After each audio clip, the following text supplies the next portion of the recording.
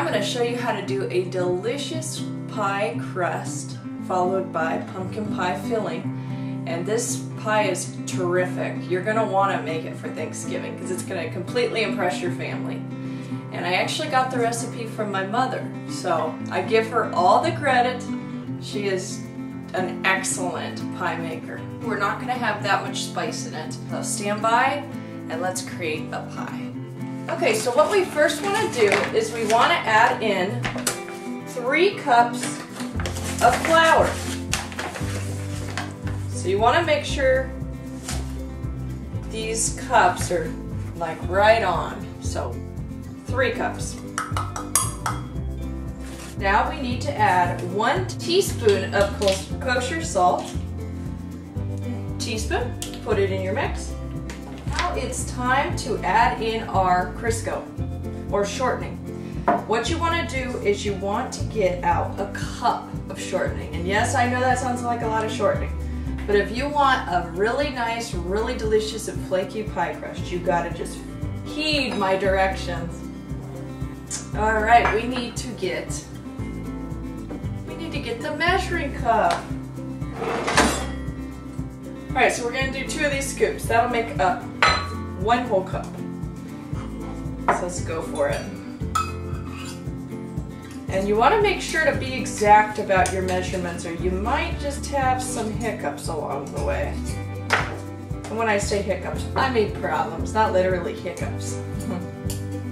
You know, I know that there's international people that probably tune in, and oftentimes U.S. language can be really misinterpreted because there's so much slang we all use and don't realize we use. Okay, so I've got about a 1/2 cup right here, and I want to add that in. I hope you guys can see this bowl okay. Okay. Alright, so 1/2 cup of shortening right there. Let's add in the other half. It's amazing how quick I go through this shortening because I've been baking so much lately. I cannot wait for Thanksgiving. And this year we actually have a wedding we're going to fly into Phoenix for. And we're excited. My brother-in-law is getting married. You know, that's like a tremendous, tremendous thing to happen in the family. Alright, so now here is my second 1/2 cup. So we now are working with 1 whole cup. Now this is where you gotta make sure your fingers are clean and you want to dive into it. Just get it going with your hands. You want to really work this and make it into a nice dough. And from there, we will proceed. Fingers and almost like play with it like sand. And there's going to be large clumps you can see of the shortening, and so you just want to mess with it. You want to really work this, but don't overwork it. Just work it enough so that it evenly distributes all the shortening. What are your guys' favorite pies? I would be interested to know. That one video you saw my husband and I make his wonderful apple and blackberry pie, and that, by the way, is so easy to make, especially if you follow the video. And I know my editing isn't the greatest, but maybe we could do a redo of that video because it is such a delicious pie, and he's made it a couple times since we made that video, and every time it's just a huge hit. Everybody loves it. Alright, so we've got this wonderfully worked in. If it can kind of hold a shape when you really, you know, grip it with your fingers, then you know you've done a good job. So from here, let's go ahead and add the rest of the ingredients. We've got some super cold water right here. It's important that you use super cold water, and it's 5 tablespoons of water. So now we are going to add it in. Work the dough still. And then we're going to follow it up with an egg. So really want to get your dough forming. So this is where you gotta put a lot of time and effort into making it just right. It's very important. Now, if you wanted to use more shortening, you definitely can. It really won't have too much of a bearing on the taste, in my opinion. What it will affect, though, is the ability to work your dough, you know, when you're rolling it out and stuff. So there's kind of a fine line between too much shortening and too little. It's flaky as can be, and you do want to let this sit for a few. If you need to add a little bit more water, you can most certainly do that.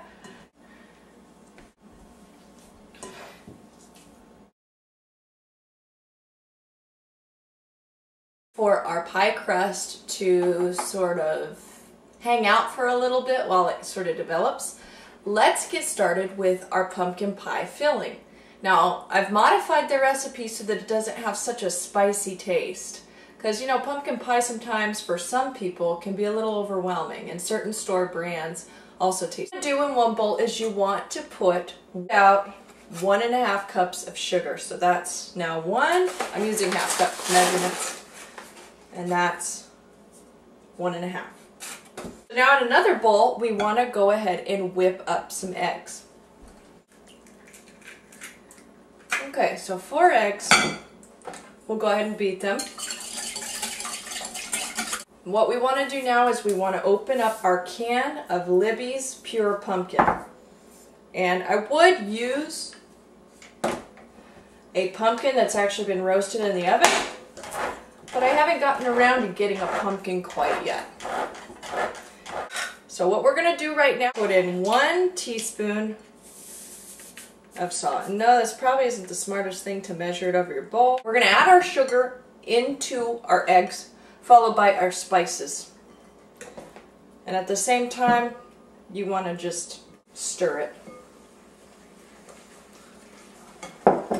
In this bowl, I have pre-measured. Remember, I told you I modified the recipe a little bit. So instead of using a teaspoon of ground ginger, I used a 1/4 teaspoon of ground ginger and a 1/4 teaspoon ground cloves, 2 teaspoons of ground cinnamon, because ground cinnamon is not overly spicy. Okay, now add in your spices. And now add in your pumpkin. Try and get it all out of there. When it looks like it's pretty evenly distributed, go ahead and start adding your 2 cans of evaporated milk. After you add your evaporated milk, taste your pie filling and you will just about die because it tastes perfect.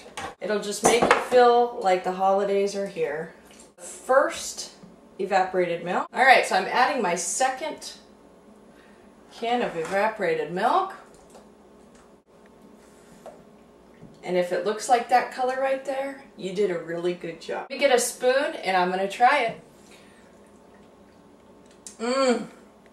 Oh my goodness.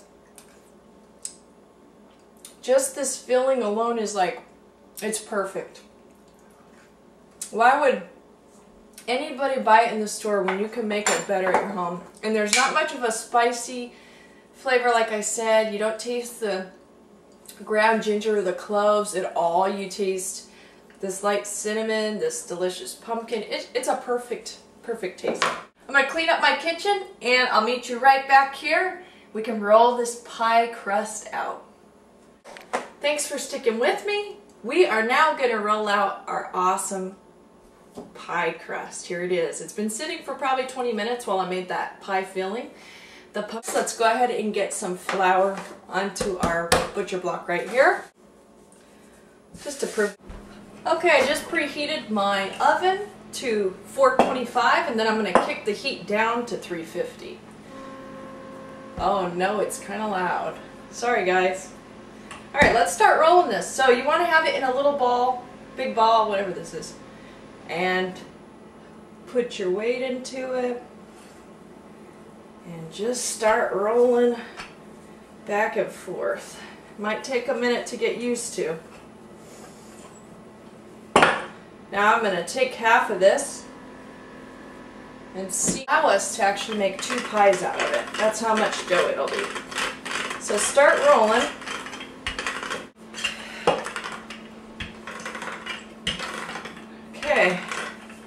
Let me see if I can roll this out a little bit more. Ready to transport your pie crust to your pie pan.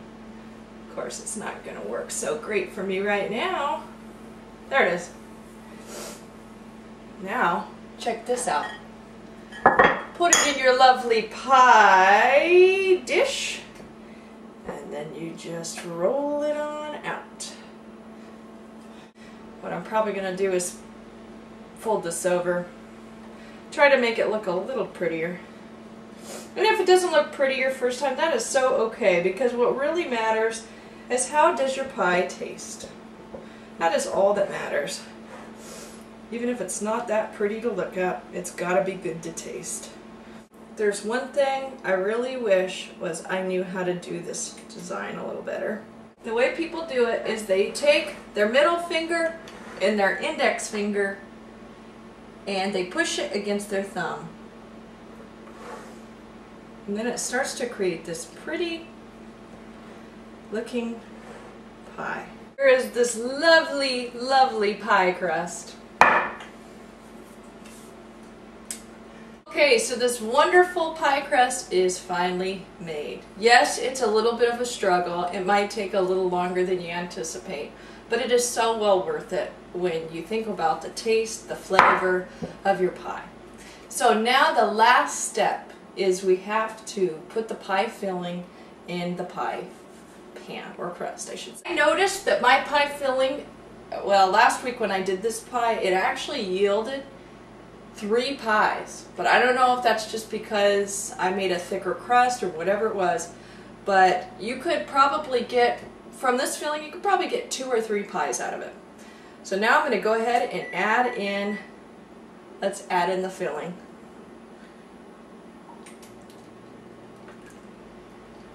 And just add it up to where the rigid edges start.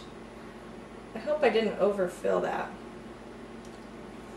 Oh my gosh, it's so good. Alright, let's put it in the oven. Now carefully open up your door and place the pie in the oven.